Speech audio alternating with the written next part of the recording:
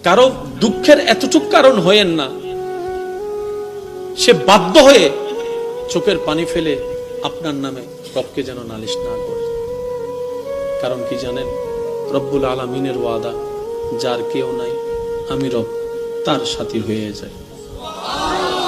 যে বান্দাকে সবাই বেসাহারা করে দেয়, আমি রব তাকে সাহারার ব্যবস্থা করে দিই।